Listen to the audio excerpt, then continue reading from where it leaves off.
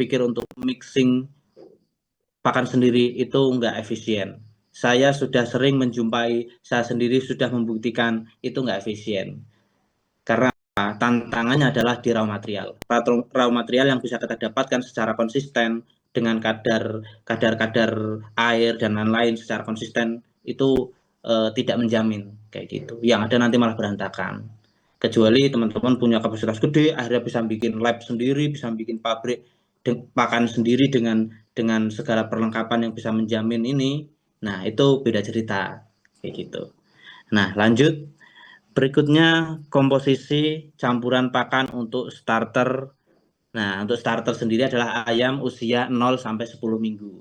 Nah, mungkin nih kalau teman-teman yang masih awam, baru banget belajar tentang ayam, kok bingung kok usianya ditentukan minggu. Nah, emang seperti itu. Di dunia ayam itu, di dunia eh, peternakan itu penentuan usia itu berdasarkan minggu kayak gitu. Biasanya kayak gitu. Terus 0 sampai 10 minggu itu kita pakannya biasanya masih menggunakan kalau orang kita ngomong pur. Pur jenisnya sendiri adalah pardog atau starter. Starter itu ada terbagi jadi dua. Ada pardog sama par S. Nah, pardog sendiri adalah eh, bedanya dia apa namanya butirannya lebih kecil. Jadi masih masih memungkinkan untuk dipatok si ayam-ayam yang masih sangat kecil. Itu diberikan dari usia 0 sampai 5 minggu biasanya atau 4 minggu seperti itu. Nah, setelah itu baru pakai par S. Nah, di sini adalah usia usia starter ini jenis pakannya tingkat cernaannya juga tinggi karena dia sudah di oven juga. Jadi untuk ayam-ayam yang mungkin pencernaannya masih belum labil, belum belum stabil, mohon maaf, belum stabil, itu nah ini masih dianjurkan menggunakan pakan ini karena sudah diolah kayak gitu, lebih mudah untuk dicerna untuk ayam-ayam yang masih kecil kayak gitu. Nah, selanjutnya mungkin bisa ke slide berikutnya. Gambarnya seperti itu ya. Nah, kalau selanjutnya komposisi campuran pakan untuk grower. Oh ya, sama mungkin untuk ketersediaan untuk pakan yang pardok itu mungkin kalau teman-teman bingung caranya di mana, biasanya di poultry shop sekitar itu juga ada. Nah, ini pakan ini mungkin kalau teman-teman memang mau memelihara ayam dari DOC, day old chicken atau dari kecil kayak gitu. Selanjutnya bisa ke slide berikutnya yaitu komposisi campuran pakan. Dalam fase DOC harus, oh ya, ini di fase DOC juga kita harus mengukur jumlah pakan yang akan diberikan. Nah, itu. Jadi kita harus tahu nih kebutuhan pakan biar efisien, biar kita nggak kurang dan nggak berlebih kayak gitu. Kalau berlebih sih takutnya kan kita akan costnya ketinggian gitu kan, malah mubazir. Makanya jadi pakanannya jadi nggak kemakan dan basi kayak gitu kan. Nah, kebutuhannya itu berdasarkan per minggu itu seperti ini kurang lebih. Umur 1 minggu itu 10 sampai 12 gram per hari itu per ekor hitungannya ya. Jadi ketika teman-teman memelihara ayam jumlahnya 1000, tinggal kalikan aja 10 kali 1000, 10 gram kali 1000 itu jadinya berapa? Oh, sehari berarti segitu. Nah, kayak gitu. Jadi 10 kilo berarti kalau 1000 per harinya untuk minggu pertama. Nah, berikutnya kan tentunya ayam semakin besar juga semakin bertambah seperti itu. Selanjutnya bisa kita bahas tentang komposisi campuran pakan untuk grower. Nah, untuk grower ini adalah komposisi pakan yang untuk ayam usia 10 sampai 14 minggu. Ayam 10 minggu bisa diberikan langsung semi self mixing. Nah, di sini kita bisa mulai nih, mulai apa namanya memikan semi self mixing.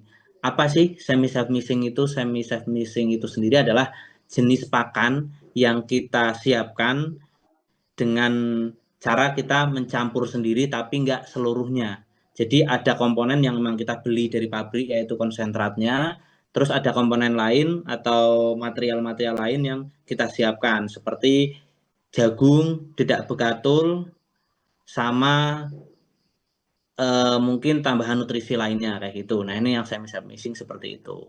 Ya wajibnya sih sebenarnya konsentrat, jagung, dedak begatul, udah itu. Nah, untuk komposisinya seperti ini. Untuk konsentrat sendiri kita biasanya menggunakan konsentrat grower ya untuk usia 10-12 minggu ini. Konsentrat growernya yaitu 50 kilo, itu satu sak itu, ya kan? Terus jagung giling ukuran 2-4 mili itu 75 kilo, sama dedak begatul 30 kilo. Nah, kita aduk jadi satu, baru kita kasihkan makan. Nah, jumlah komposisi ini bisa disesuaikan sesuai dengan kebutuhan teman-teman. Misal tadi sehari cuma butuh misal anggap saja 10 kilo. Ya kalau mau ngaduk per 10 kilo nggak apa-apa. Tapi kalau mau ngaduk sekalian satu karung konsentrat itu kan 50 kilo. Itu takarannya kurang lebih seperti ini. Kayak gitu. Kayak gitu mungkin. Terus untuk feed intake. Nah, ini mohon maaf, kalau feed intake itu sendiri adalah takaran yang kita berikan. Nah, ini sama kayak tadi yang DOC, takarannya berapa. Nah, kalau ini kan lebih banyak nih, takarannya itu per minggu, usia 10 minggu itu 57 sampai 59 gram, kayak gitu. Jadi, itu bisa menjadi acuan teman-teman untuk nantinya memberikan pakan ke ayam biar nggak kurang. Diusahakan minimal banget angka itu bisa tercapai. Karena target kita ayam ini harus memenuhi bobot standar juga biar nantinya bisa menjadi ayam yang produktif kayak gitu. Selanjutnya bisa komposisi pakan. Nah, pakan developer sendiri itu adalah dari usia 14 sampai 18 minggu. Ini jadi untuk developer sebenarnya masih sama sama seperti yang tadi grower. Cuma bedanya kita cuman mengurangi takaran dedak bekatulnya aja. Ini kalau yang tadi dedak bekatulnya pakai 30 kilo, ini kita makainya 25 kilo. Kayak gitu.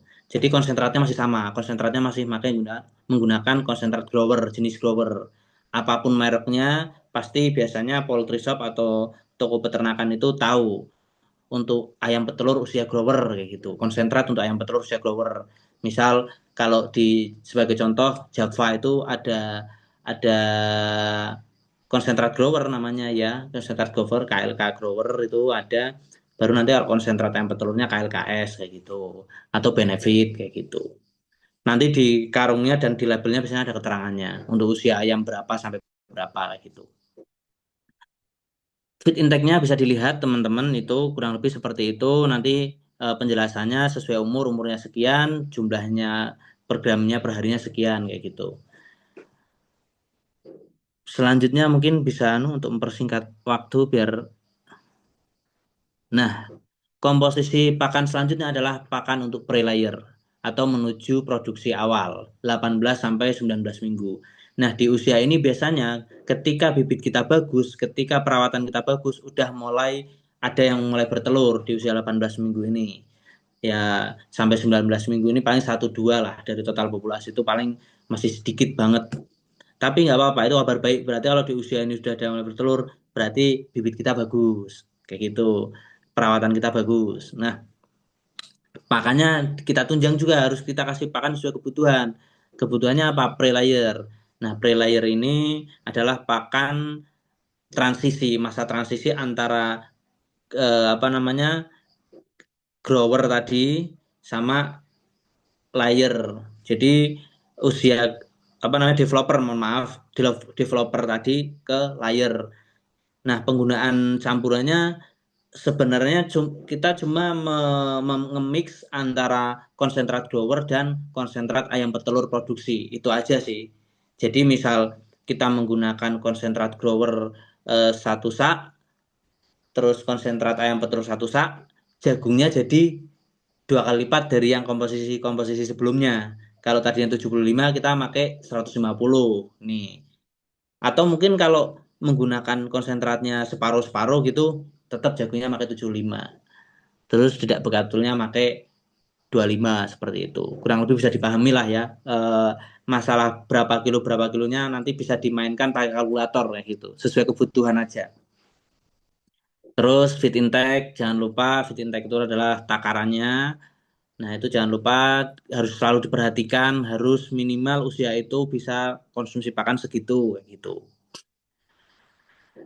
Baik, selanjutnya untuk komposisi pakan untuk menuju apa namanya, menuju kita panen. Bahasanya kalau bahasa teorinya adalah komposisi pakan untuk layer atau 19 sampai akhir kayak gitu. Nah, di usia ini kita sudah mulai menggunakan pakan yang kita pakai nanti sampai akhir. Pakannya apa? Kalau yang semi self mixing kita menggunakan pakan ya cuma kita ganti di konsentratnya aja. Kalau tadinya masih masih konsentrat grower, jadi full sekarang menggunakan konsentrat ayam petelur, ayam layer. Biasanya juga di label di karungnya itu ada usia 19 atau 18 sampai akhir kayak gitu. Beberapa merek ada biasanya sampai 50 minggu, nanti 50 minggu ada lagi pakan pakan dengan merek yang sama tapi jenisnya mungkin kadar nutrisinya berbeda kayak gitu. Nah, takarannya kurang lebih sama juga kayak tadi, 75 kilo jagung, dedak bekatulnya 25 sama 1 sak atau 50 kilo konsentratnya seperti itu. Dengan mengoptimalkan kualitas ransum, performa ayam petelur dapat meningkat sehingga peternak bisa lebih kompetitif dan meraih keuntungan yang lebih baik. Nah, terkait ransum, sebagai catatan, diupayakan kita menyimpannya juga harus di tempat yang tidak lembab biar tidak jamur, di tempat yang kering. Tidak terbuka juga biar nutrisinya tetap terjaga. Terus sebisa mungkin kita selalu memberikan pakan yang fresh, seperti itu. Jadi untuk pakan sendiri diupayakan kita menyiapkan mungkin boleh untuk 1 2 hari gitu, 3 hari pun boleh. Tapi kalau mau kita siapkan sampai 1 minggu sekalian, kalau bisa ditutup rapat kayak gitu. Jadi intinya kita berusaha untuk memberikan pakan sefresh mungkin lah ke ayam-ayam kita biar tidak berjamur, tidak mengandung racun atau bakteri gram-gram negatif yang mempengaruhi di kesehatan si ayam seperti itu. Terus selanjutnya kita juga perlu memonitor perkembangan ayam yang harus dipenuhi berdasarkan usia dan cara pencapaiannya. Nah, tabel ini teman-teman bisa buat acuan.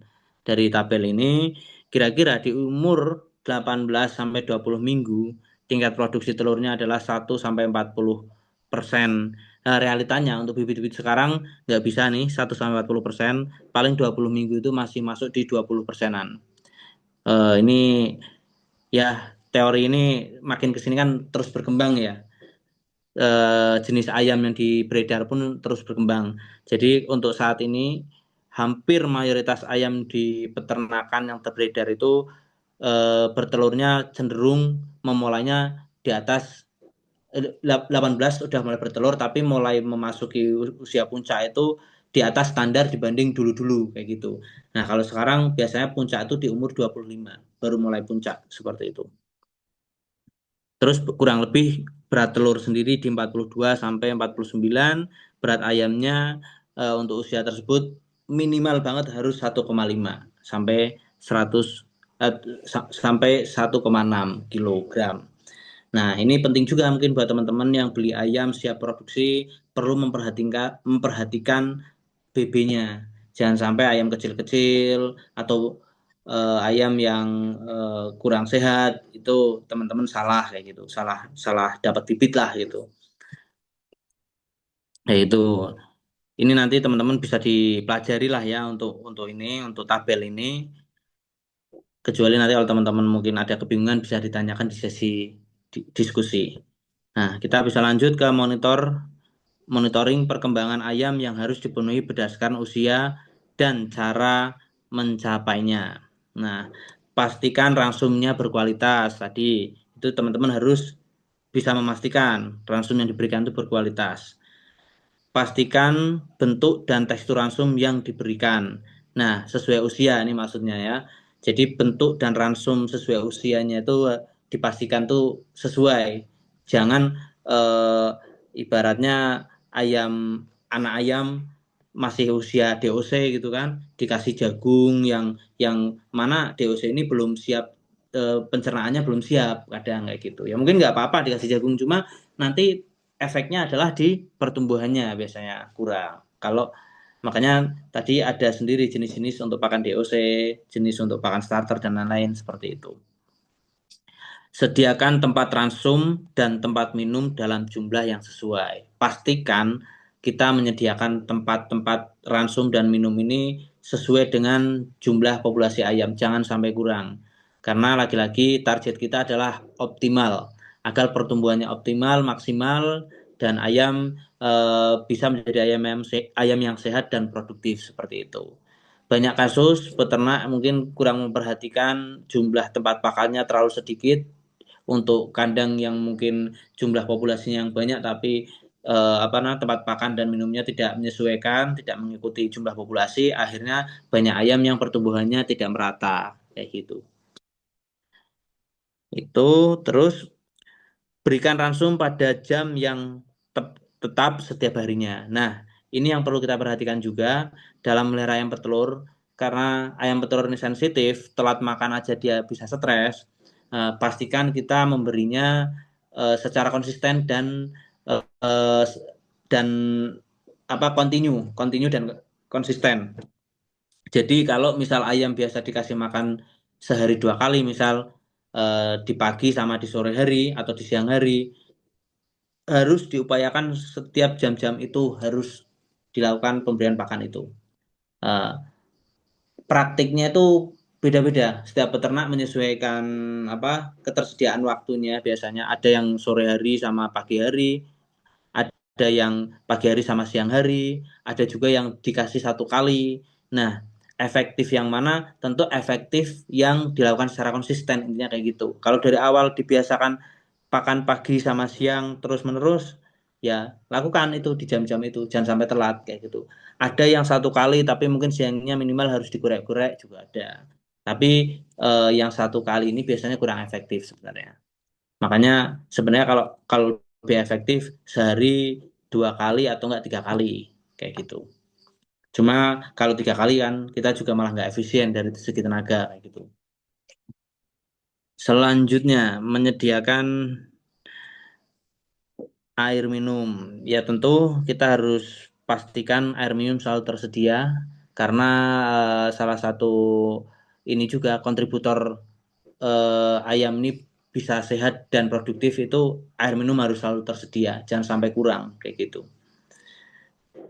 Buat recording langsung secara lengkap. Ini untuk pencatatan agar kita tidak lalai, agar kita lebih memudahkan dalam administrasi. Terus lakukan kontrol pengecekan secara rutin.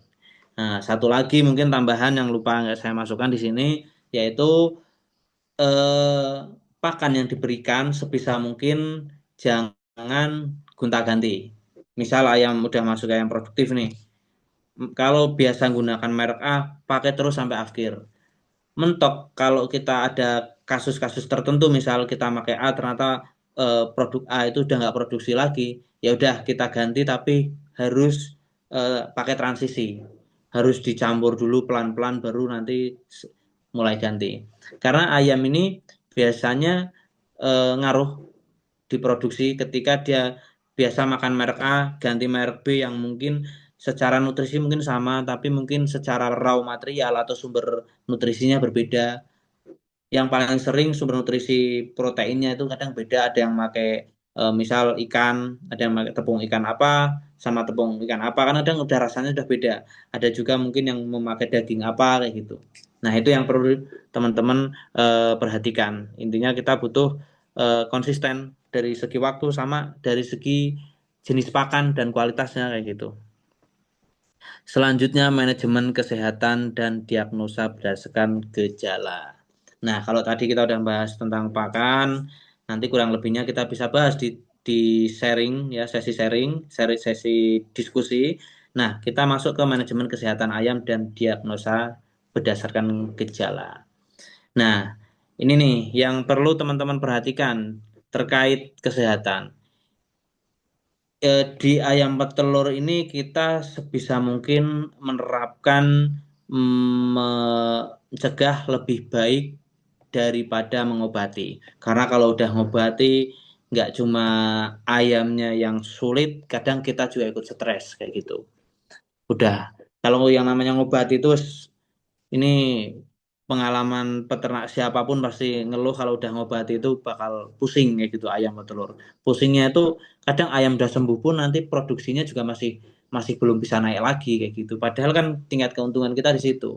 Kalau kita telurnya di bawah 80% aja bisa dibilang kita keuntungannya masih masih masih belum terasa atau mungkin masih baru HPP itu kayak gitu. Nah, terus ini adalah jenis vaksin untuk pemeliharaan kesehatan ayam petelur. Jadi ini bisa dilihat sesuai usianya 1 sampai 4 minggu itu kita bisa menggunakan ini mohon maaf nih kayaknya editnya kurang sesuai nih kalau yang di ebook yang dibagikan teman-teman nanti bisa lihat usianya itu bahkan ada yang lebih detail lagi per hari itu. Nah, jenis vaksinnya nanti ada pilihan juga tergantung tergantung daerah daerah apa namanya peternakan teman-teman kiranya punya resiko yang rawan rawan tinggi atau masih masih bagus dalam artian masih minim terjadi penyakit-penyakit yang menimpa unggas itu bisa pakai opsi eh, biasanya ada 3 opsi menggunakan merek ini itu saya cantumkan tuh di apa namanya di ebook. Tapi jujur saja saya sebagai peternak saya sampai sekarang belum pernah memvaksinnya secara langsung kecuali yang vaksin lewat minum. Vaksin yang lewat suntik ataupun lewat tetes mata, tetes mulut ataupun tetes hidung itu semuanya saya menggunakan jasa vaksin. Ya satu untuk lebih efisien tenaga, dua ya biar dikerjakan sama profesional, yang ketiga eh, ya biar lebih pasti. Karena kalau saya takutnya malah gagal atau apa kan vaksinnya nggak berhasil kayak gitu. Nah, gitu. Jadi ini buat acuan aja. Paling kalau saya tugasnya memastikan di usia-usia tertentu kan, kalau usia ayam terutama dari DOC itu program vaksinnya banyak banget. Bahkan per 1.000 ekor itu paling tidak kita uang untuk vaksin aja sampai usia 13 minggu itu kurang lebih di 5 sampai 7 jutaan kayak gitu per 1.000 ekor. Jadi kebayang ketika teman-teman melihara lebih daripada 1.000 ekor, vaksin sampai 13 minggu aja itu udah lumayan kayak gitu. Belum biaya pakan yang lebih lumayan lagi kayak gitu. Nah, selanjutnya jadi kalau vaksin itu kan perlu teman-teman sadari vaksin ini adalah untuk mencegah sifatnya. Jadi bukan untuk mengobati. Ketika ayam apa namanya udah terlanjur sakit atau apa, tetap peran yang lebih lebih efektif adalah obatnya. Nah, pemberian vaksin ini adalah untuk mencegah biar tidak terjadi penyakit-penyakit yang selama ini apa namanya menjadi momok bagi peternak kayak gitu. Makanya program vaksin ini kita lakukan secara ketat kayak gitu dan udah ada template-nya lah sebenarnya di dunia peternakan ayam petelur ini udah semuanya itu sudah ada. Oh, usia 1 sampai 4 hari itu harus vaksin ini harus masuk, usia seminggu harus masuk ini, 2 minggu nanti masuk ini kayak gitu. Di tabel di anu udah ada itu di e-booknya yang dibagikan ke teman-teman. Nah, selanjutnya suplemen dan vitamin untuk ayam petelur. Nah, ini beberapa jenis suplemen yang bisa teman-teman aplikasikan ke ayam-ayam teman-teman. Itu pemberiannya bisa digunakan contoh saja nih ya. Suplemen menggunakan gingertol, Vitagic sama Imunstin. Gingertol ini sebenarnya semacam kayak namanya kan ginger ya. Ginger itu kan jahe. Jadi dia fungsinya semacam kayak untuk paracetamol biar ayamnya nggak masuk angin lah kalau bahasa manusia. Intinya biar nggak meriang, biar tetap imunnya bagus. Nah, bisa menggunakan suplemen itu. Kalaupun tidak tersedia, paling gampang di usia 1 sampai 4 minggu kita sering menggunakan air gula. Air gula karena dia apa namanya kandungan energinya juga bagus untuk ayam-ayam yang masih masih kecil-kecil itu masih biar mereka lincah dan makannya lahap seperti itu. Nah, ke bawah-bawahnya teman-teman bisa menyesuaikan lagi. Selanjutnya mungkin kita tentang manajemen kesehatan ayam masa produksi. Nah, perlu dilakukan vaksinasi ulang terhadap ayam-ayam di usia produksi yaitu antara vaksin ND, AI dan IB secara berkala dan bergantian sebenarnya kayak gitu. ND dan IB setiap 1 sampai 3 bulan menggunakan vaksin aktif atau 3 sampai 6 bulan jika menggunakan vaksin inaktif. Nah, vaksin aktif dan inaktif itu apa? Nah, singkatnya gini, ini nanti mungkin teman-teman bisa lebih lebih cari tahu lagi ya. Intinya kalau vaksin jenis aktif itu dia sifatnya langsung langsung bekerja ke ayamnya. Kurang lebih penjelasan menurut vaksinatornya seperti itu ya. Terus kalau yang inaktif dia modelnya kayak apa namanya ya mengendap gitu di dalam tubuh si ayam ini. Jadi dia bisa digunakan sampai 3 sampai 6 bulan sekali seperti itu. Usianya lebih panjang untuk yang jenis vaksin inaktif. Tapi kalau untuk vaksin yang aktif kan dia langsung bekerja di dalam tubuh. Kayak gitu. Biasanya ini efektif juga untuk mengatasi ayam yang sudah terlanjur terkena ND dan IB. Kita bisa menggunakan vaksin aktif kayak gitu. Kalau kita hanya sebagai pencegahan, kita bisa menggunakan vaksin inaktif kayak gitu. Nah, terus bisa kita jangan lupa juga kita gunakan vaksin AI, avian influenza ini AI itu, bukan AI yang sekarang itu artificial intelligence itu bukan. Ini AI ini adalah avian influenza minimal 2 kali, yaitu pada umur 32 sampai 34 minggu sama di usia 47 sampai 49 minggu kayak gitu. Nah, kurang lebih 2 minggu setelah puncak produksi lah ini kayak gitu penggunaan awalnya sama kurang lebih 15 minggu setelah vaksin keempat. Jadi ada jedanya tuh setelah vaksin yang keempat itu.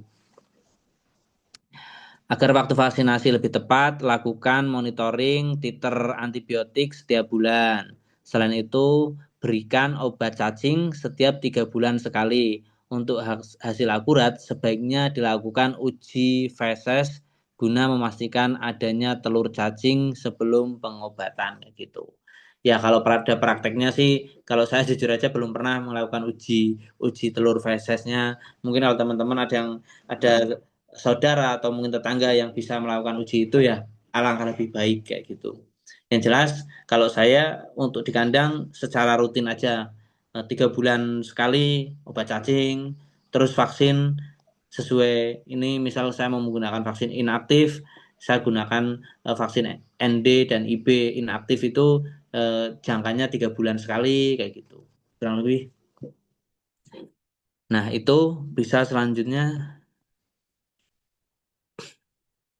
Nah, program disinfektan penanganan air dan lingkungan. Nah, ini penting nih, nggak kalah penting. Jadi, ini adalah salah satu peran atau kontributor agar menjaga si ayam ini sehat.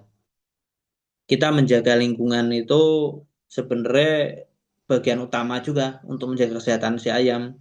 Selain kalau tadi kita udah bahas tentang pakan, nah ini kita lingkungan. Lingkungan biar sehat gimana? Sering kita lakukan disinfektan, semprotan kita semprot menggunakan disinfektan.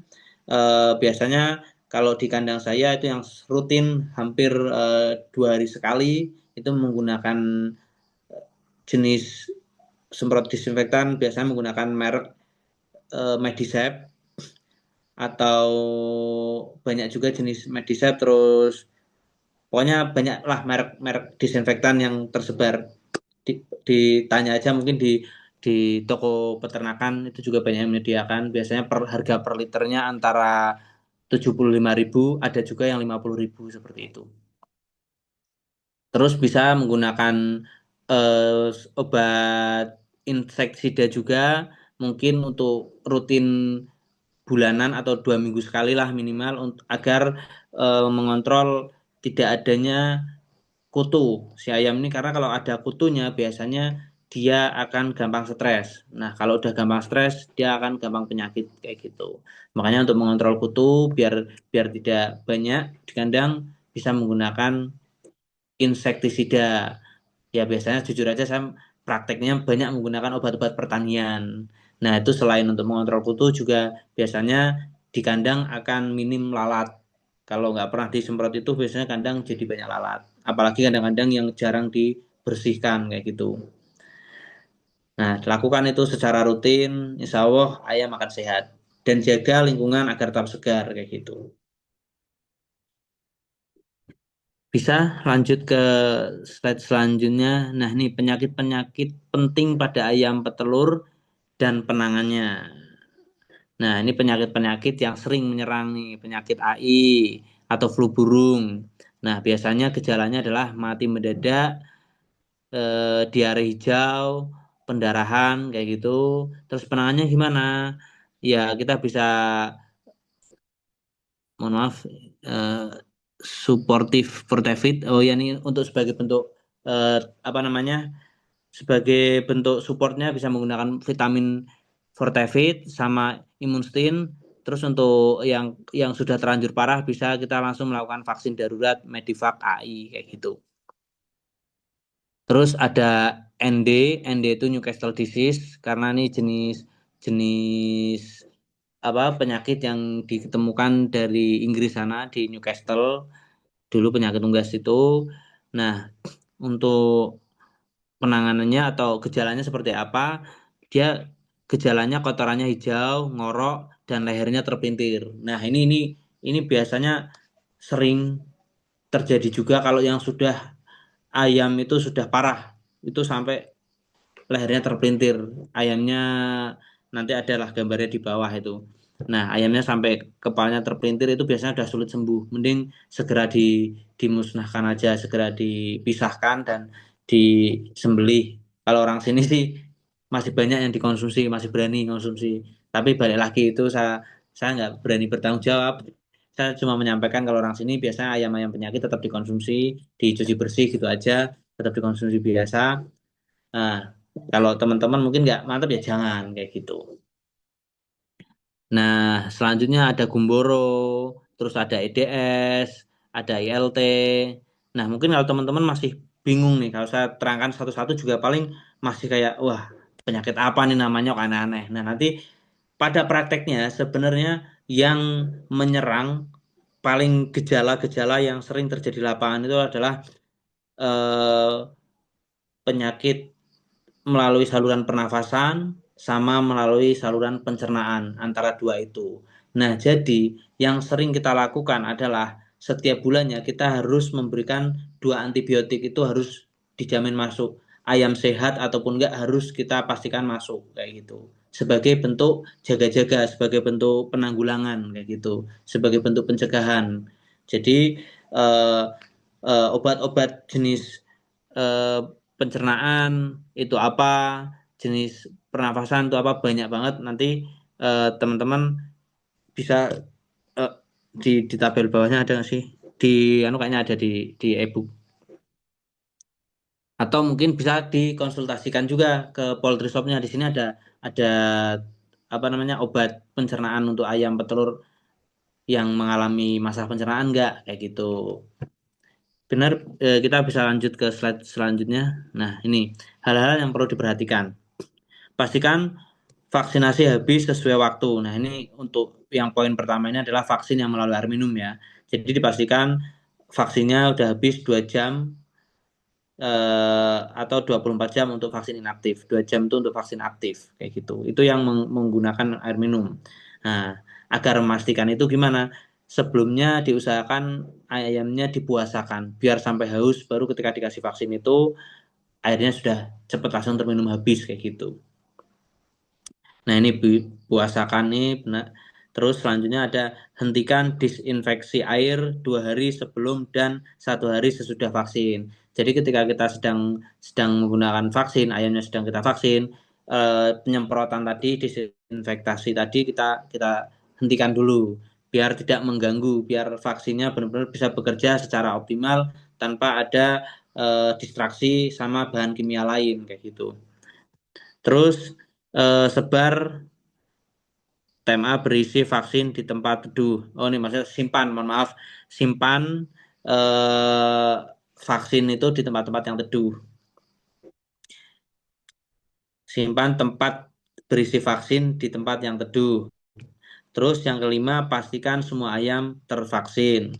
Yang keenam, ganti jarum setiap 500 sampai 1000 ekor. Itu untuk kehati-hatian. Biar takutnya dari 500 yang udah divaksin tuh ada ayam yang bermasalah biar tidak tidak menular ke banyak ke semuanya kayak gitu. Nah, selanjutnya itu hal penting saat pemberian obat atau vaksin. Ini selanjutnya bisa. Nah, ini berikan obat lewat air minum 2 kali sehari setiap 6 jam. Itu kalau kalau mau efektif. Tapi kalau prakteknya ini kan acuan ya. Acuan ini mungkin buat teman-teman kalau bisa diikuti itu akan lebih bagus. Tapi kalau pada pada prakteknya nanti menyesuaikan aja. Kalau saya jujur aja memberikan obat lewat air minum hanya dilakukan di pagi hari seperti itu. Terus nanti siang harinya kita udah menggunakan air biasa, air air air tanpa obat kayak gitu. Terus gunakan air berkualitas baik tanpa disinfektan. Nah, ketika penggunaan vaksin dan vitamin dan obat-obatan, diusahakan air yang kita gunakan air murni tanpa ada apa namanya campuran bahan kimia lain biar efektif kayak gitu. Terus lakukan rolling antibiotik maksimal tiap 3 periode pemeliharaan. Nah, ini adalah acuannya. Singkatnya, kalau prakteknya di saya itu hampir setiap bulan kita lakukan eh, apa namanya antibiotik ya tadi antara pencernaan dan pernafasan. Jadi dalam 1 minggu prakteknya adalah kita memberikan vaksin itu 3 hari, mohon maaf, vitamin itu 3 hari, sisanya air putih biasa. Di minggu berikutnya kita memberikan antibiotik 3 hari, sisanya air putih. Minggu berikutnya kita vitamin lagi, terus minggu berikutnya kita antibiotik lagi. Nah, kita kita selang-seling lah kayak gitu. Biar ayam nih nutrisinya, biar vitaminnya, suplemennya dan antibiotiknya bisa terserap secara maksimal seperti itu. Seperti itu mungkin untuk materi pembahasan kita malam ini. Mungkin banyak istilah yang teman-teman masih sangat bingung. Silahkan setelah ini bisa kita diskusikan. Mungkin nanti bisa tim dari Pak Nunung untuk mengatur siapa-siapa penanya yang akan kita kasih kesempatan buat bertanya dulu. Monggo, silahkan. Wabillahi taufiq walhidayah. Assalamualaikum warahmatullahi wabarakatuh. Waalaikumsalam warahmatullahi wabarakatuh. Alhamdulillah. Terima Nah, kasih Mas Gawur atas ya lebih sharingnya ini. Hampir lebih 17 menit ya. 70 menit ya. Ternyata banyak sekali yang mendalam ya ilmunya. Alhamdulillah, senang sekali. Eh Silahkan bagi yang mau menanyakan mungkin sudah ada persiapan pertanyaan, silahkan bisa raise hand dulu nanti kami bantu buka. Oke. Oh, sudah ada yang nanya nih. Izin bertanya, antibiotik pencernaan dan pernafasan dicampur atau jeda 2 minggu? Langsung saya jawab atau Langsung aja. langsung ya biar anu Yes. ya. Kalau pemberiannya sendiri-sendiri. Jadi untuk per pernafasan biasa atau pencernaan mana-mana yang dulu lah di jeda 2 minggu itu benar. Nah, biasanya antara jedanya itu kita kasih vitamin kayak gitu. Jadi skemanya gini, praktek ini yang sering saya sampaikan ke teman-teman. Skemanya adalah dalam 1 bulan tuh kita kan rata-rata ada 4 minggu ya, ada 4 minggu. Jadi biar 1 bulan tuh kita efektif lah kayak gitu. Nah, di 4 minggu itu di minggu pertama misal kita menggunakan vitamin apa nih, vitamin anggap saja Fortevit nih. Fortevit itu untuk agar ayamnya sehat gitu kan, vitamin suplemen untuk Fortevit misal. Nah, itu selama 3 hari atau mungkin kalau mau maksimal selama 5 hari. Nah, sisanya ada 2 hari nih. Minggu pertama ada 2 hari air putih biar si ayam ini nggak minum vitamin terus. Kan kasihan juga apa namanya organ organ apa namanya eh, paru-parunya atau apa. eh Mohon maaf kalau organ untuk yang menyaring racun itu kan kalau terlalu sering dikasih jenis-jenis obat-obatan kan juga livernya kan kasihan livernya kayak gitu. Nah, di minggu kedua kita masukkan antibiotik. Antibiotiknya bisa kita pencernaan dulu, bisa kita pernafasan dulu mana-mana teman-teman menentukan lah. Mau pernafasan dulu misal antibiotik masukkan di minggu kedua sama kita bisa menggunakan 3 sampai 5 hari kayak gitu.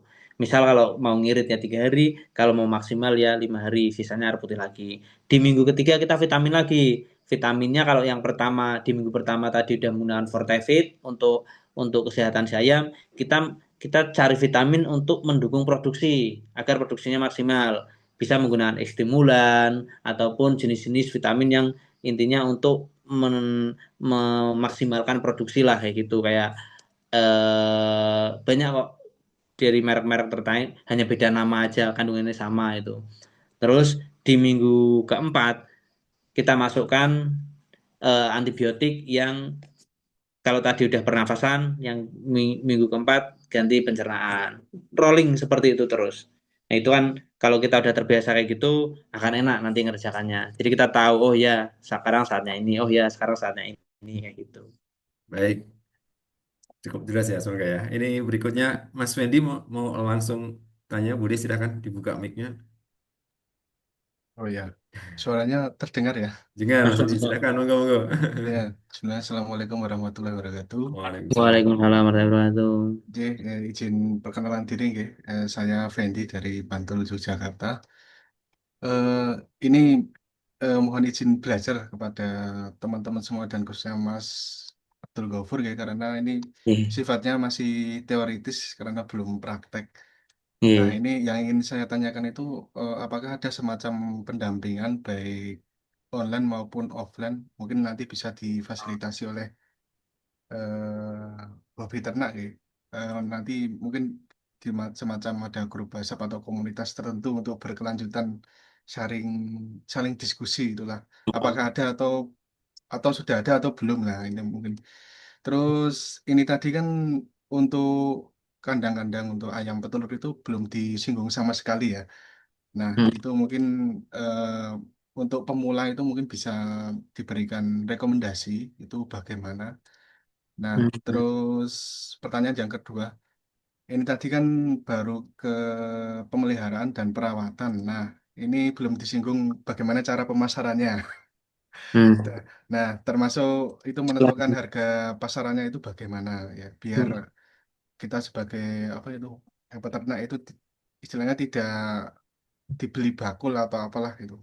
hmm, Terus untuk pemanfaatan smart farming itu apakah sudah ada atau belum ya? Misalkan mungkin pengembangan dari teknologi digital, mungkin dari Android terus diintegrasikan ke kandang atau bagaimana? Apakah sudah ada atau belum? Atau mungkin ada aplikasi khusus untuk manajemen inilah, mungkin dari apa? Dari kulakannya berapa, kemudian perawatan hingga pendistribusian itu apakah sudah merancang sedemikian rupa atau belum? Mungkin seperti itu dulu. Terima kasih atas waktunya. Saya kembalikan ke Pak Nanang, Pak Nunung.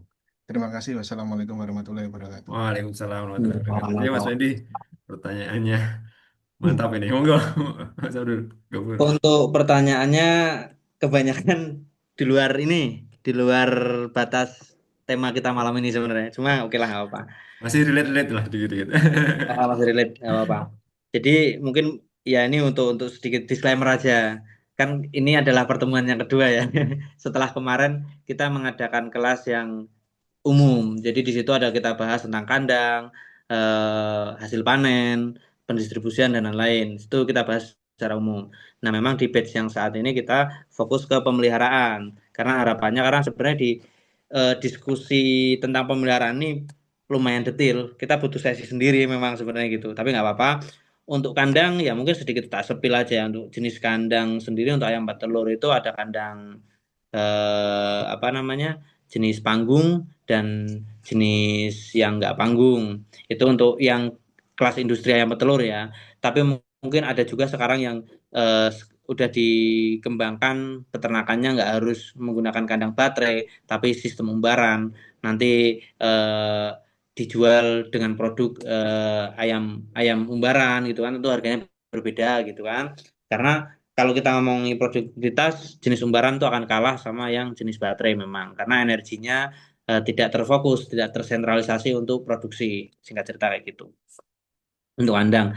Terus ya tadi tentang grup juga, kalau mungkin Mas siapa Fandi tadi tentang grup itu nantinya kalau memang mau belajar lebih lanjut banyak sebenarnya kalau kayak di Facebook itu masih banyak yang aktif peternak-peternak senior itu bisa mungkin kalau mau sharing-sharing kayak gitu. Kalau Mas Nunu sendiri nggak tahu nih kalau kalau saya sendiri jujur aja kalau terikat pendampingan yang takut nggak maksimal karena waktunya sudah lumayan ini. Cuma kalau sharing-sharing di grup ada biasanya di grup Facebook tuh ada. ada banyak teman-teman saling sharing. Misal tanya, ayam saya kayak gini nih. Nah, mereka nanti banyak nyaranin, tukak kayak gini, tukak kayak gini, kayak gitu. Belikan obat ini Mas, cespleng kayak gitu wes. Nanti pada prakteknya tuh sebenarnya kita di era digital kayak gini tuh mudah pada pada prakteknya. Terus penggunaan smart farming itu udah ada. Cuma kebetulan kalau saya sendiri memang masih menggunakan yang tradisional-tradisional aja atau masih sistem lama lah. Ya jujur kalau lihat yang smart farming sekarang banyak banget terutama untuk skala industri besar yang mungkin modal udah di atas 10 M penggunaan close house itu udah menggunakan farming semua, bahkan ibaratnya kandang dengan jumlah populasi ratusan ribu hanya cukup dikasih operator aja untuk mengoperasikan semua apa namanya otomatis yang tersedia di kandang itu kayak gitu, sama menjaga itu aja biar ketika terjadi error dan lain-lain tuh cepat tertanggulangi dan tertangani seperti itu. Terus ada lagi nggak ya apa tadi ya yang kurang? Oh, tentang produksi ya, produksi pemasaran dan lain-lain. Produksi itu pada prakteknya kalau ayam petelur ini ya balik lagi sebenarnya menyesuaikan sama kapasitas kita. Kapasitas kita misal kita beternak punya kapasitas 1.000 ekor. Nah, selama kita mampu menjualnya secara mandiri itu lebih baik karena tentu keuntungannya akan lebih tinggi kan, kita bisa menjual sendiri kan tanpa harus melewati biaya distribusi gitu kan. Nah, kalau kalau saya jujur aja menggunakan tengkulak karena ya kalau saya memang mikir bagaimana efisiennya dan pastinya aja. Karena saya dulu awal-awal memang sering menjual sendiri, ngantar sendiri ke pasar dan lain-lain. Tapi makin ke sini karena punya beberapa kesibukan, ternyata hal tersebut sudah nggak relate lagi, nggak relevan lagi untuk saya lakukan kayak gitu. Nah itu semua balik lagi sih ke teman-teman sebagai peternak. Kalau memang punya jaringan pasar sendiri akan lebih bagus. Jadi harga itu bisa lebih lebih maksimal lah kayak gitu. Walaupun harga di mana-mana udah ada acuannya kayak gitu. Jadi kita tinggal ngikutin acuannya kayak gitu. Ya, Mungkin itu. oke, Mm, Mas Gafur. Nyambung sedikit itu sebenarnya materi yang pertemuan pertama itu masih bisa diakses. Kami ada rekamannya dan ada e-booknya juga. Jadi mm, kayak materi pemasaran, kemudian kandang itu ada semua ya Mas ya kemarin kita bahas ya. Itu Nanti secara bisa umum kan. yang belum ikut sesi pertama bisa kontak admin nanti untuk bagaimana cara mendapatkannya begitu. Oke, Mm. wah ini luar biasa ini Masya Allah banyak pertanyaannya Mas. Mulai dari mana ya? Oke, Monggo aja, saring-saring. oke. Eh, Pak Wanto, izin bertanya Prof. Mau jadi Prof sekarang. Waduh, padahal mau Sorry, peternak. materi ini untuk jenis ayam petelur apa? Jenisnya apa Mas? Cocok untuk Ayam apa? petelur yang umum digunakan oleh peternak kita, ya Isabron, Lohman, Highland, Patriot, ya umum ini sih sebenarnya. Jadi Nah, hampir semua jenis petelur ya ya, di semua. Bahkan Indonesia. sebenarnya masih relate juga jenis ayam Arab juga. Cuma mungkin beda di feed intake-nya. Feed intake itu takaran pakan sama mungkin di beberapa hal lah, beberapa hal nggak signifikan cuma paling masih relate untuk ayam petelur untuk ini. Oke, baik. Berikutnya dari Mbak Regina Pratiwi. Izin bertanya, kalau pemula cocoknya beli ayam berapa dulu ya? Kalau 10 masih untungkah? Nah, ini udah dijawab sebenarnya di materi sebelumnya. Mas Gofur Hmm, menjawab sangat detail. Skema untungnya seperti apa? Beliau jelaskan di situ. Atau mau jawab sedikit, Mas? Enggak, silakan. nggak apa-apa. Kalau 10 itu asumsinya kita belajar dulu aja. Jangan berharap untung karena kalau kalau berharap untung nanti hitung-hitungannya kan sama tenaga. Kita melihara ayam 10 sama ayam 100 itu tenaganya nggak kaca, nggak selisih banyak gitu loh. Jadi eh, paling 10 itu berarti keuntungannya di berapa ya? Mas hitungan ribuan gitu. Per harinya dapat berapa ribu rupiah. Nah, itu apakah mau dianggap untung atau enggak? Tetap untung sebenarnya. Cuma kan kadang kita itu selalu itu lah cuma segini ya buat beli beras aja kurang gitu kan. Makanya kalau memang orientasinya apa namanya keuntungan ya sebisa mungkin kita memberikan tenaga kita juga apakah efisien melihara segitu. Ya paling enggak kalau mau mulai mungkin 50 ekor itu bisa lah buat buat sambilan kayak gitu atau side job gitu. atau syukur bisa 100 ekor itu udah mulai kerasa dapatnya berapa. Itu nanti bisa dikulas lagi sih di kelas yang kemarin sebenarnya. Sekarang lagi nggak buka otak-atik, apalagi sekarang kan harga itu kan terus update ya. Harga pakan tuh sekarang lagi tinggi. Harga pakan jagung, terutama jagung itu lagi tinggi, tapi kita tetap tersenyum karena harga telur juga nggak kalah tinggi gitu. Alhamdulillah telur tuh sekarang lagi bagus.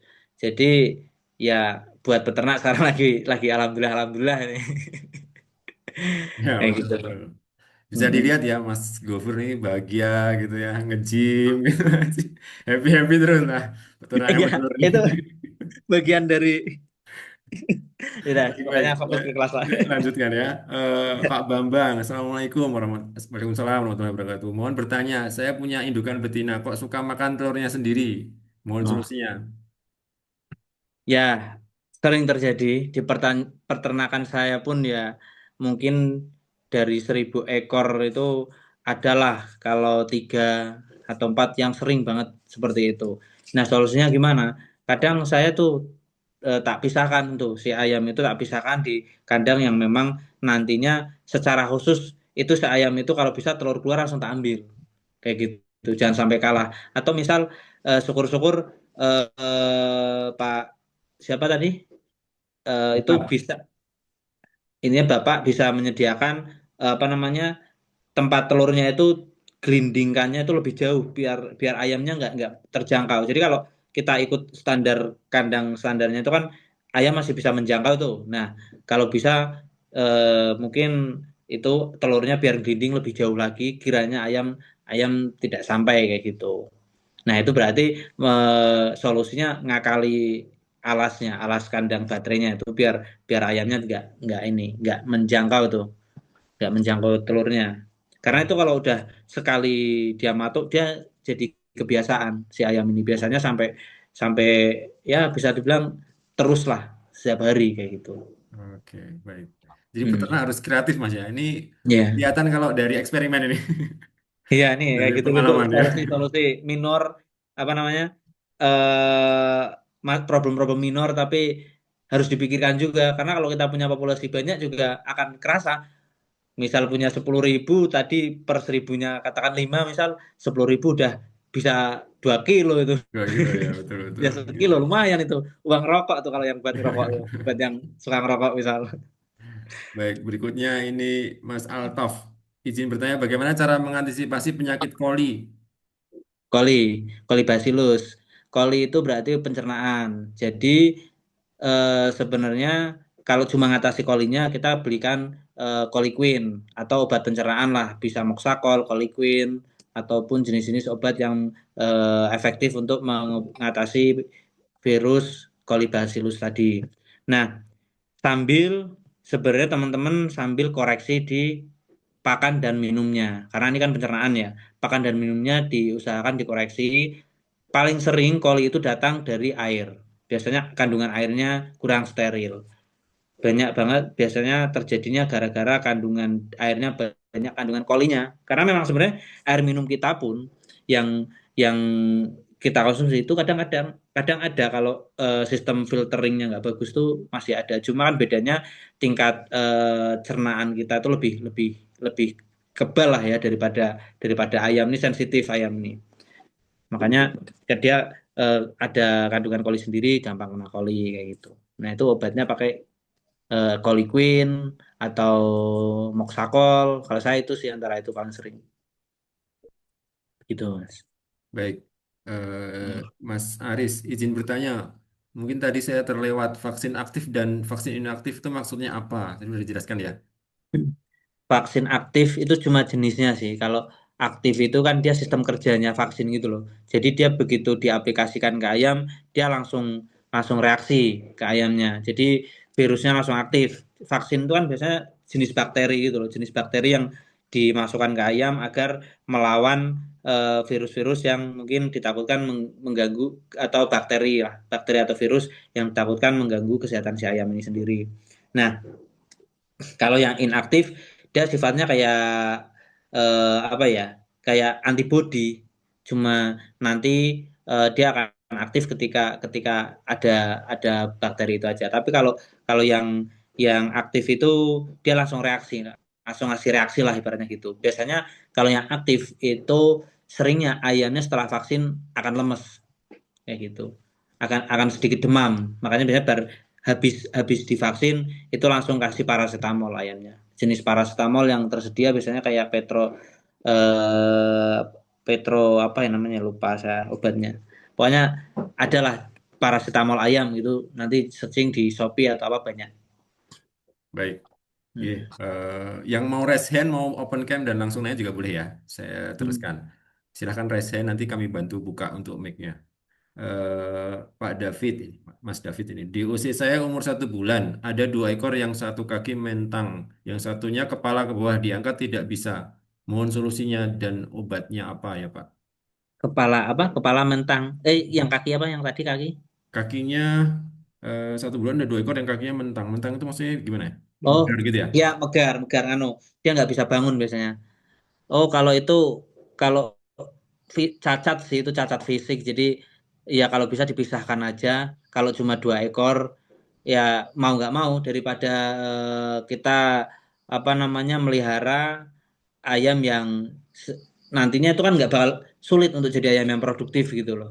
Itu untuk ayam yang jenis seperti itu. Apalagi yang tadi kepalanya tadi sampai apa nunduk ya atau gimana Ya, yang kepalanya ke nah itu bawah, diangkat tidak ya bisa.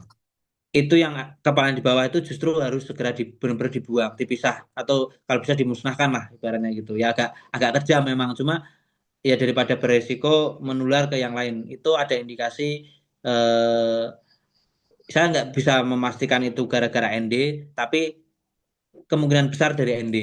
Karena banyak gejala juga yang bisa sampai kayak gitu mungkin karena apa namanya snot yang terlalu parah juga bisa bikin apa menyerang saraf dan akhirnya kepalanya sampai muntir itu juga bisa. Tapi paling sering tuh karena ND kayak gitu.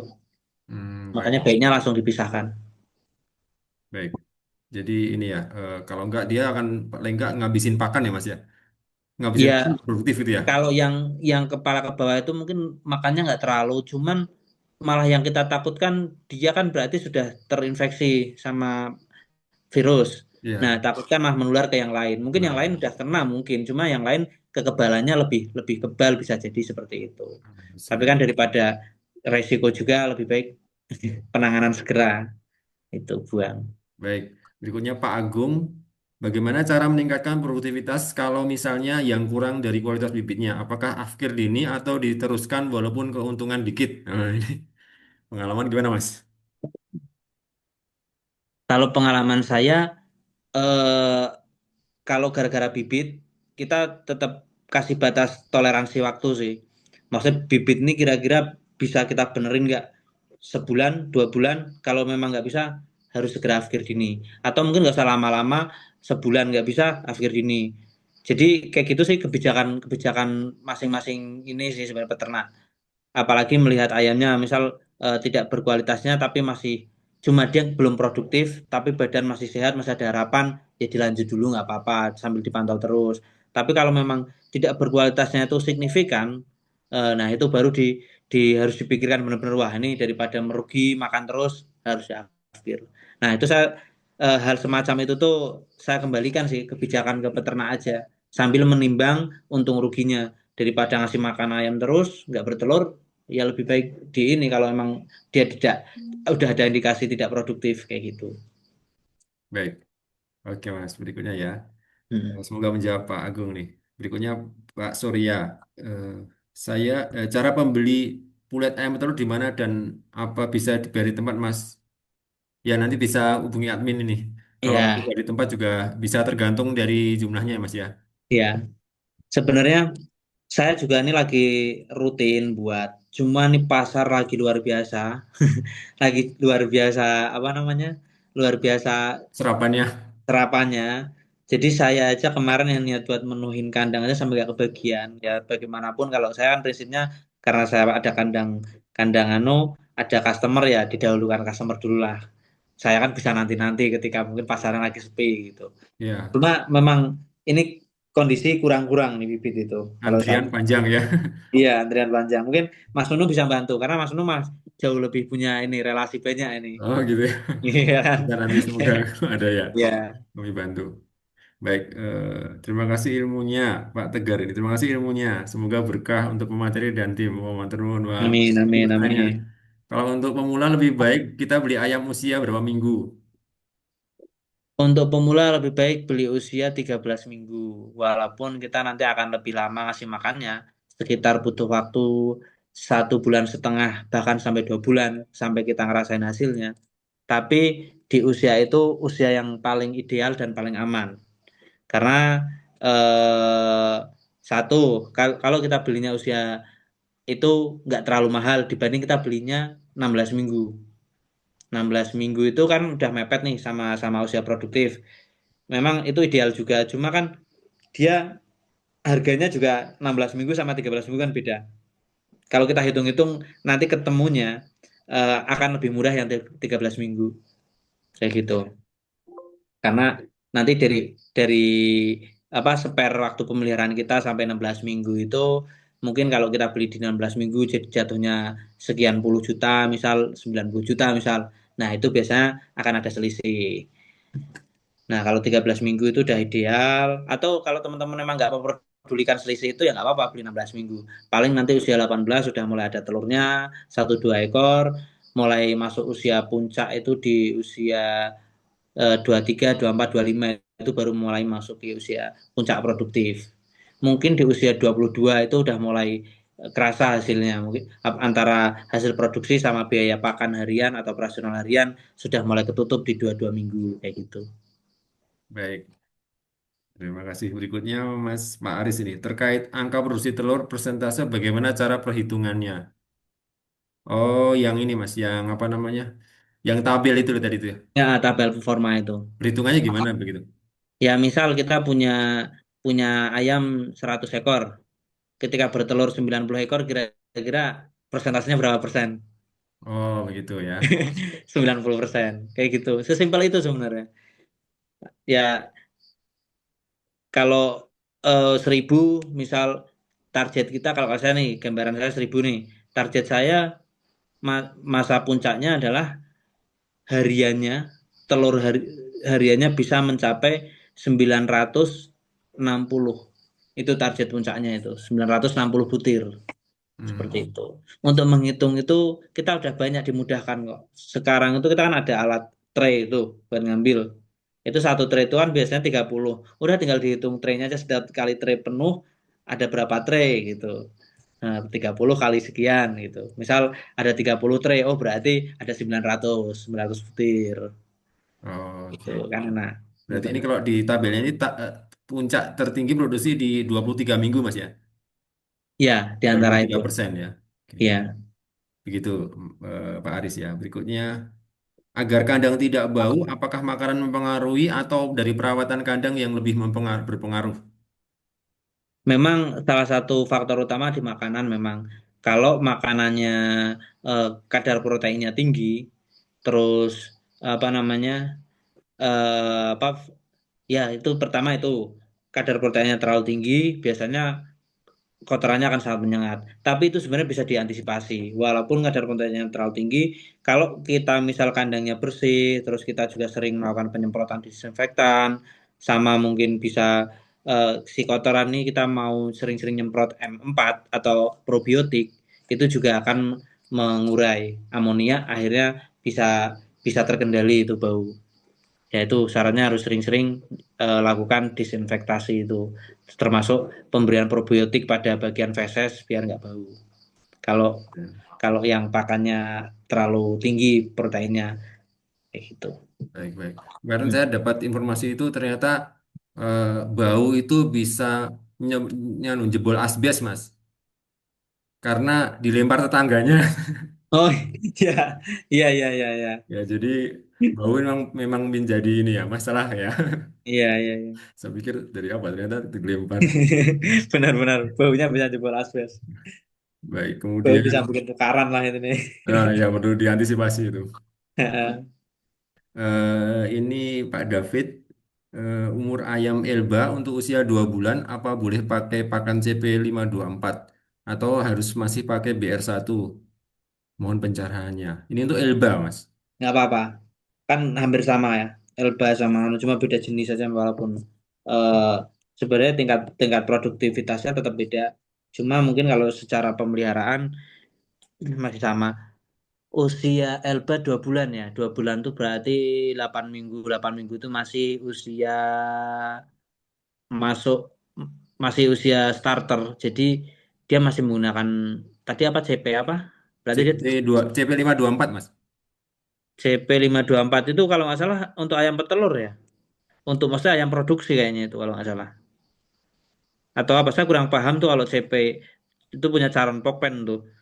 Jadi untuk CP apa namanya kan itu ada keterangannya tuh untuk usia berapa berapa itu di karungnya sebenarnya itu aja tujuannya. Kalau saya suruh ngapalin masing-masing merek saya jujur aja nggak hafal. Oh ya, tinggal dibaca lagi Mas ya. Nah Kemasannya itu sama dilihat ayam kita usia berapa udah itu kayak gitu. Pakainya pakan itu. pastikan kalau untuk petelur diisi petelur juga gitu ya. Oke. Mm.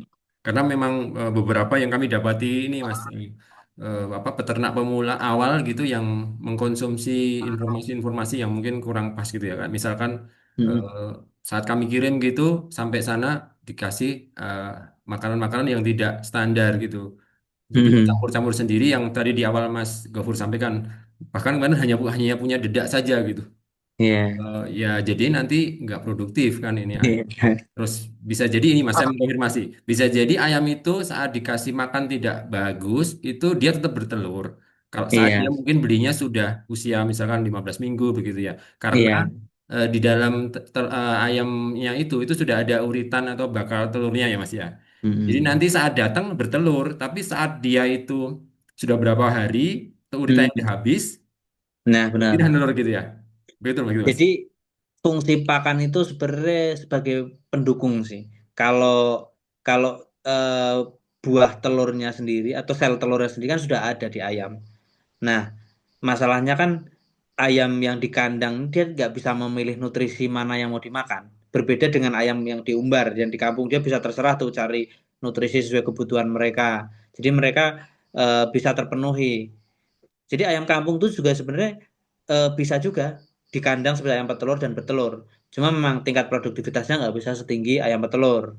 Pun sama ayam petelur juga bisa kayak ayam kampung ditaruh di umbar, Free tapi kids ya. mungkin dia nggak akan seproduktif ketika dia di dalam kandang karena dia terbiasa makan itu ditetah dari bibit itu kan kita terbiasa kita kasih gitu loh yang ada sementara dia dibiarkan cari di alam terbuka dia kurang kreatif seperti ayam kampung biasanya seperti itu dan ketika nelur pun paling telurnya ya berapa hari sekali kayak Hmm. gitu dan jenis apa namanya kualitas telurnya akan berbeda ketika telur yang ayam petelur yang ditaruh di dalam kandang terus dikasih makan yang bagus itu cangkangnya kan kuat tebal warnanya coklat nah biasanya kalau yang dilepas itu ada bertelur warnanya putih dan cangkangnya cenderung tipis berbeda sama ayam kampung walaupun putih tapi kan tetap tebal kayak gitu. Baik, jawab ya. Ya. Kemudian eh, berikutnya, tingkat kematian yang masih dianggap wajar per siklus berapa persen ya, Mas? Persikus itu antara 0, benar. Pokoknya saya jujur kalau ini makhluk lama nggak update ya. Dulu itu kalau nggak salah di antara di bawah 15 dari 1000 15% Pak ya. Kalau di Mas Gofur sendiri mungkin. Kalau di saya ya itu di antara di bawah 10% kalau saya nerapin. Kalau udah di atas 10% ya evaluasi nih Anda. Oh, Cuma semakin ke sini kan kita sudah punya template kerja. Jadi kayak kita tuh kadang yang penting ngikutin itu aja ya paling kematian antara-antara itu udah ini kayak gitu.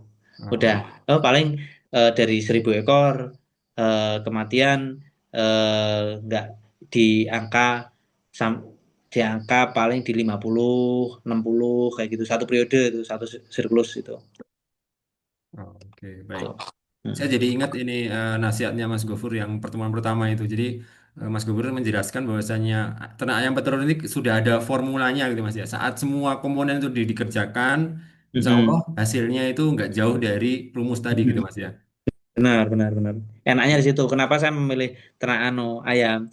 Nah, kalau pertanian, anu, mungkin sudah ada formulanya juga. Cuma kita belum bisa mengikuti karena lahan kita, eh, air kita dan lain-lain itu masih belum bisa diajak untuk untuk mengikuti sistem yang yang seperti ayam petelur. Kalau ayam petelur ini kan kalau kita mau membuat sistem sendiri itu masih mudah gitu loh, masih masih di apa ya, masih di kapasitas kita. Tapi kalau kita ngomongin pertanian kan faktornya terlalu banyak. Kalau kita mau iklim, terus pengairan dan lain-lain, itu kadang kalau ngomongin pengairan aja ya, kalau sekalinya kita pengairan daerah kita agak siap, juga kan repot gitu loh. Nah, apa ya kita mau bikin sungai sendiri dari hulu ke hilir ke sampai ke ano gitu. Baik, baik. Ya, rumusnya gitu ternyata. Heeh. Berikutnya ini. Sama juga kan, itu kan Oh, masih ya, sulit betul. dikendalikan di kita. Ya, baik, Mas. Berikutnya ini Mas Fendi. Apakah Hmm. telur ayam dari ayam bertelur bisa ditetaskan, baik secara alami dengan mengeram atau ditetaskan dengan mesin penetas telur? Hmm. Untuk ayam dari ayam petelur sendiri, kalau tidak melalui pembuahan dari sang jantan tidak bisa. Karena proses bertelurnya ayam ini sebenarnya kayak proses menstruasi. Kalau gampangannya gitu, kalau pada mamalia menstruasi atau mungkin manusia lah, itu proses kita sebenarnya manusia ini menstruasi itu kan adanya apa namanya sel telur yang memang harus dibuang ketika tidak ada pembuahan kan. Ya sama, telur ayam ini memang sel telur yang memang harus dikeluarkan, ada dan tidak ada pembuahan. Nah, kalau ada pembuahan, dia akan dibuang beserta proses pembuahannya, jadi dia ada fertilnya. Tapi kalau tanpa pembuahan, dia nggak ada fertilnya. Jadi nggak bakal bisa menjadi anak atau anak ayam kayak gitu telurnya. Kalau yang ini cuma paling adanya membawa membawa ini kuning telur yang nantinya kita makan dengan segala kandungan nutrisinya seperti Oh, itu. oke, baik. Kalau bisa itu biasanya di IB Mas ya. Untuk kayak buat ayam chopper itu Ya di B, di IB suntik B. nanti telur bisa ditetaskan. Tapi kalau Itu baru. jantannya ayam petelur sendiri apa Mas? Iya, yang petelur jantan itu biasanya kalau yang di kelas industri udah bagian dari PR-nya anu sih pabrik-pabrik besar. Jadi mereka punya brand parent, punya Gambaran brand ya. parentnya sendiri ya. Dia disilang-silangkan sampai ketemu formula apa yang paling maksimal Ya. gitu produksinya ya. Nah, Betul. ya mungkin kalau mau di IP juga bisa. Cuma kalau saya emang masih jarang di industri peternakan telur ini kan memang orientasinya rata-rata yang di dunia peternakan telur merah ini terutama. Kenapa mereka memilihnya ayam merah? Kenapa mereka memang kan udah orientasinya bisnis. Nah, bisnis itu kan kita harus memperhatikan banyak faktor dari segi produktivitasnya, dari segi resikonya, dari segi kemudahannya dan lain-lain. Makanya kalau kita lebih fokus ke mengikuti itu gitu. Jadi template-template yang udah ada itu kita kerja, kita ikutin aja daripada kita sibuk eksperimen di mana nanti hasil juga akan jadi eksperimen juga. Oh, Hasilnya apakah untung dan rugian ya jelas. Karena orang bisnis kan orientasinya udah pengennya semuanya terukur. Wah, kalau saya punya 1.000 berarti saya bakal hasilnya segini. Punya 2.000 hasilnya segini. Itu kan. ya. Nah, kalau niatnya eksperimen, ya kita siap-siap aja. Mungkin akan untung banget, mungkin. Atau mungkin kita justru malah akan kewalahan. Ya. Ya, mohon maaf, jadi rugi kayak gitu. Baik, jadi ini mungkin Mas ya, apa saat kita berusaha untuk netasin sendiri itu nggak sebanding dengan kita beli di OC-nya atau beli sudah siap fulet gitu ya Ya mungkin eh, balik lagi biayanya itu ya. orientasi orientasi masing-masing peternak aja. Ya, Kalau kayak saya memang terjun di sini orientasinya pure pure usaha atau anggap saja bisnis, pure bisnis. Jadi kita daripada kita melakukan apa namanya eksperimen sendiri seperti itu yang mungkin secara waktu ya kita nggak relate, ya udah kita fokus ngikuti template aja ya, baik. gitu. Oke, Mm. semoga menjawab ya, Mas Fendi. Mm. Berikutnya Pak Sofyan, solusi untuk ukuran telur kecil. Itu pasti ayam yang baru bertelur. Jadi solusinya pelihara ayam tersebut sampai nantinya telurnya bisa gede sendiri. Jadi memang wajar telur masih kecil, terutama ayam-ayam yang masih belajar bertelur kayak gitu. Sambil dipantau terus, mungkin nanti dia ukurannya akan standar itu di usia di atas 23 minggu, 22 minggu itu mungkin udah mulai bagus. Telurnya udah mulai standar dan jangan lupa diperhatikan juga bobot ayamnya. Karena kalau bobot ayamnya juga nggak sesuai standar, nanti ya telurnya juga nanti jangankan kecil, bahkan kadang ayamnya juga nggak bertelur kayak gitu. Hmm, baik. Bisa nggak Mas? Itu kan pertama lur, tengah-tengah kecil lagi bisa nggak sih? Kecil, Bisa, besar, kecil lagi gitu. bisa karena biasanya kadang ada fase di mana ayam itu sempat mengalami masalah di bagian apa namanya organ reproduksinya sampai dia sempat berhenti nelur tuh. Nah, akhirnya dia kayak mengulang siklus dari awal lagi, Oh, mengulang ketika dia bisa bertelur lagi berarti dia apa namanya masih tumbuh. Ada juga yang benar-benar macet di pertengahan nggak nelur lagi itu sering juga. oh gitu. Bahkan ada juga kalau di kita nek peternak praktisi ngomongnya, orang peternak sini ngomongnya ada ayam banci. Ayam banci itu dia tadinya bertelur biasa, tapi tahu-tahu di tengah periode dia fisiknya berubah kayak ayam jantan. Jenggernya jauh lebih gede, Kok bisa mukanya ya? lebih garang, badannya lebih gede, dan dia nggak nelur. Itu ada. Tapi Ngabisin nggak makan. jadi, tapi dia nggak jadi jantan. Tetap Oh, betina, cuma badannya aja kayak jantan. Makanya eh, orang sini ngomongnya ayam banci. oh. Tapi jarang gitu ya. Eh, di saya ada di saya. Oh, Itu biasanya ya, jarang sih memang. Paling dari 1.000 ekor itu satu kayak gitu. Nggak mesti oh, juga. baik. Dari Pak Roni Permana. Assalamualaikum. Waalaikumsalam warahmatullahi wabarakatuh. Ini pertanyaan bagus nih. Suka saya. Kalau waktu ideal pemberian makan jam berapa saja? Nah, apa peternak ayam petelur itu disiplin-disiplin. Silakan. Hmm. Ya, kalau balik lagi pagi hari paling bagus kalau memang memungkinkan menjaga konsistensinya habis subuh. Ayam kan ayam kan subuh-subuh udah bangun ya, pagi petang tuh udah bangun. Nah, biar mereka tidak menunggu lama, biar nggak stres habis subuh. Tapi usahakan rutin kalau nggak bisa ya, bisanya rutin jam berapa? Karena kalau kayak saya itu pakai pekerja, karena umumnya orang pekerja itu berangkat jam 7, ya kalau saya jujur aja jam 7. Jadi antara subuh sampai jam 7 ya udahlah ayam dibiasakan eh, makan seadanya aja sisa-sisa kemarin mungkin bahkan udah kosong ya biar dulu nggak apa-apa. Itu Oh, asal biasa aman. Nah, tapi kalau udah biasa habis subuh, tiba-tiba kita telat 1 jam, mungkin nanti jam 6 atau jam jam 7. Nah, itu jadi problem biasanya. Makanya sebelum kita nentukan jam, pastiin waktu yang paling mungkin bisa kita geluti secara konsisten itu jam berapa. Nah, itu terus nanti kalau habis subuh nih, ya berarti nanti disesuaikan lagi, nek mau sehari 2 kali, misal siang. Nah, kalau siang nggak mungkin, misal sore nggak apa-apa, berarti PR-nya di yang subuh itu dibanyakin. Misal kita hmm. dalam sehari kebutuhan ayam itu per ekor 120 gram.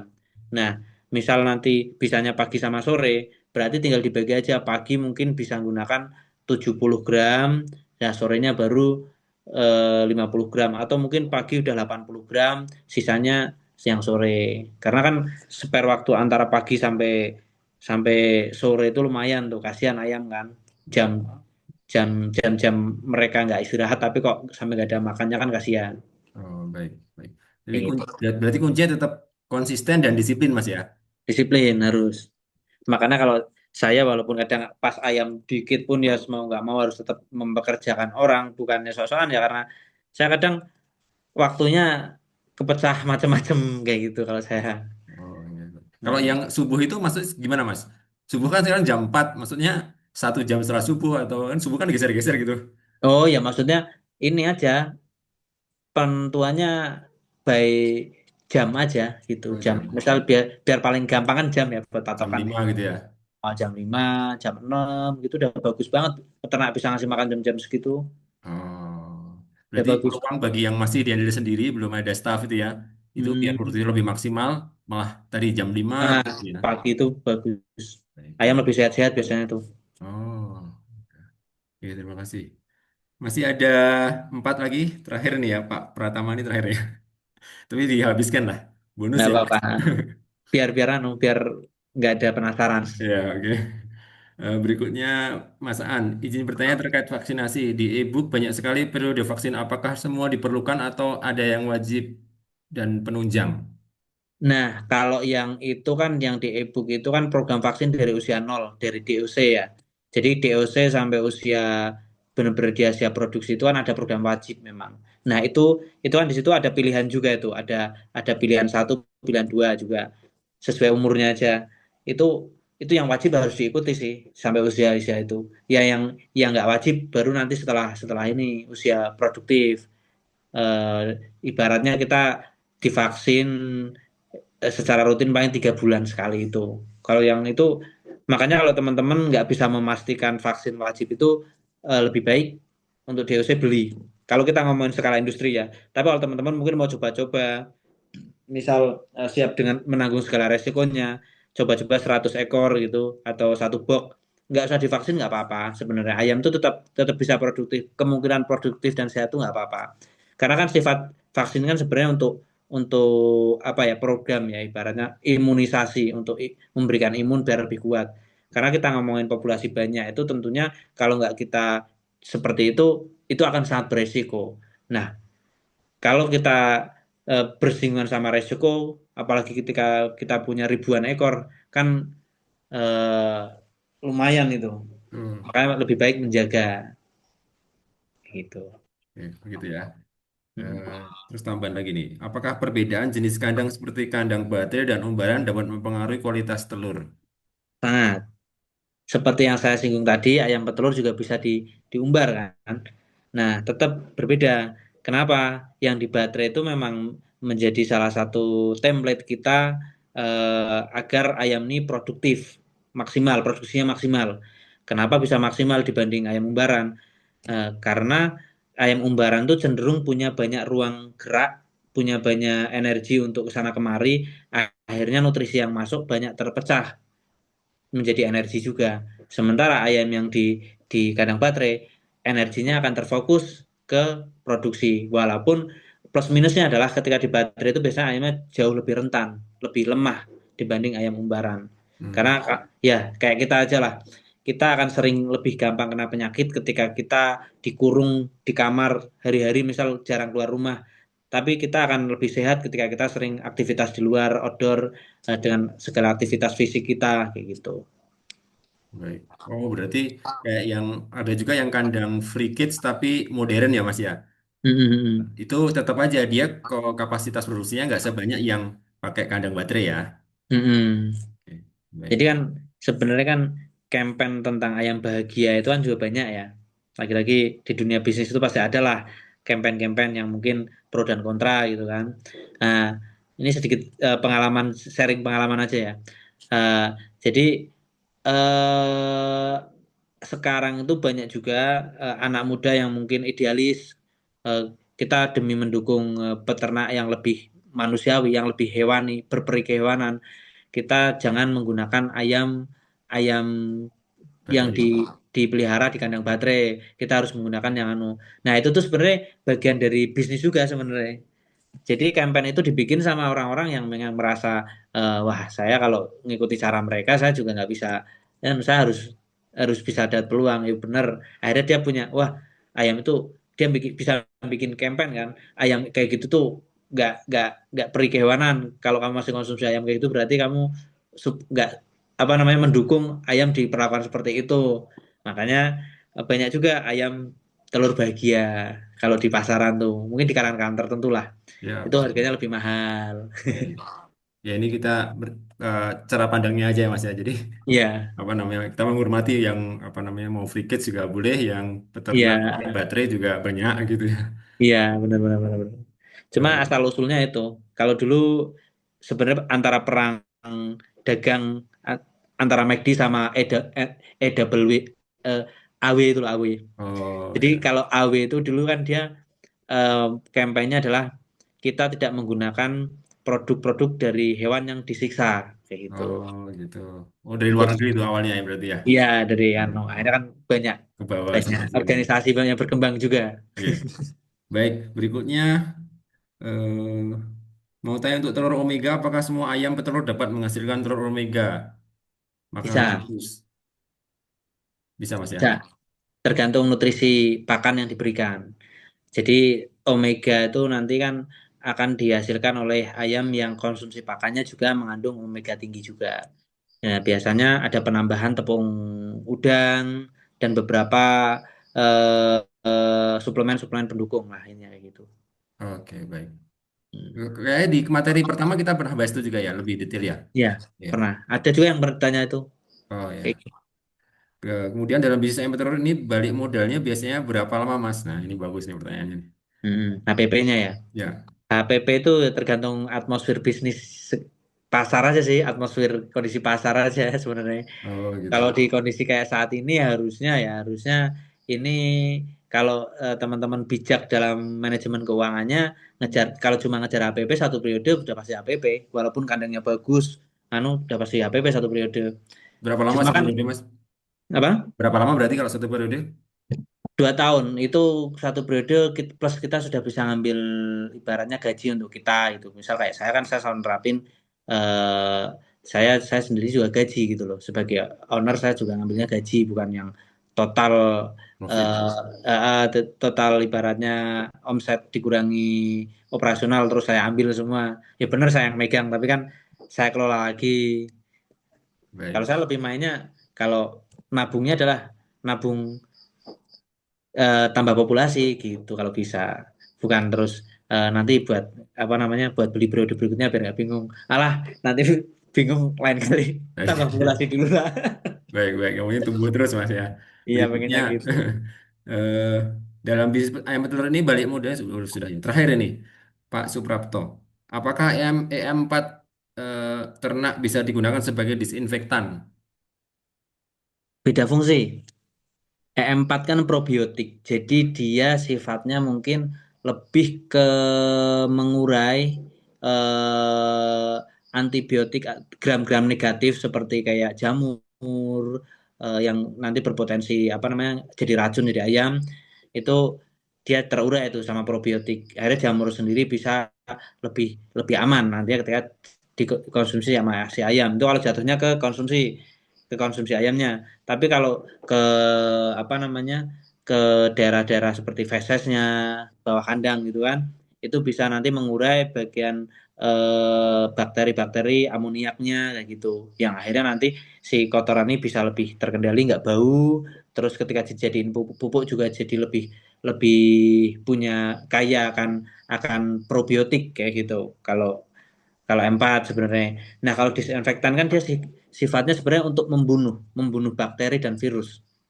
Jadi ini dua hal yang sangat berbeda. Kalau yang si ini ibarat di probiotik untuk mengendalikan bakteri negatif itu biar biar jinak ibaratnya. Kalau si disinfektan itu untuk membunuh Oh, kayak gitu. baik, cukup jelas. Semoga menjawab pertanyaan Pak Suprapto. Oke, terima kasih. Kita sudah sampai di ujung acara. Terima kasih banyak untuk Mas Gofur sekali lagi atas waktunya sudah kersa untuk menyempatkan bareng-bareng belajar. Kemudian bapak-bapak semua kami doakan semoga ternaknya tumbuh bisa ikuti Amin. jejak-jejak sukses Mas Gofur ini ya. Nah, sama-sama belajar nih masih. Dan nanti di grup akan kami juga share link untuk bapak-bapak, mas-mas di sini untuk bisa ngasih feedback ke kami, ada kebutuhan apa. Witena akan senang sekali kalau kami bisa membantu dan ikut tumbuh dan menumbuhkan begitu. Jadi kita bareng-bareng bisa tumbuh bersama begitu. Eh, Sekali lagi terima kasih, semoga ilmunya bermanfaat dan mengalirkan amal jariah buat Mas Gofur. Allah mudahkan ya urusan Mas Gofur Amin. nih sibuk di dunia peternakan ayam petelurnya dan semoga bapak semua mas-mas semua juga peternakannya semakin baik semakin tumbuh dengan maksimal begitu. Oke. Amin. Amin. Sekali lagi matur nuwun. Mohon maaf kalau ada salah-salah kata dari saya. Terima kasih. Assalamualaikum warahmatullahi wabarakatuh. Terima Waalaikumsalam warahmatullahi kasih wabarakatuh. banyak Pak Ari, Pak Ya, Sofyan, Pak Ahmad, Pak Prapto, ada terima kasih Mas Vicky. Bro. Jadi, Izin balik monggo. ya. Matur Izin keluar nuwun. ya. Mari nggih, Mas Fendi matur nuwun. Monggo.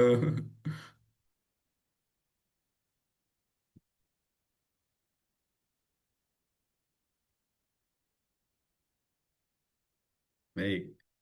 Ya, rekaman nanti kami akan share, Pak. Insya Allah. Kami siapkan. Begitu, Pak ya. Kami tutup ya. Matur nuwun semuanya. Selamat istirahat.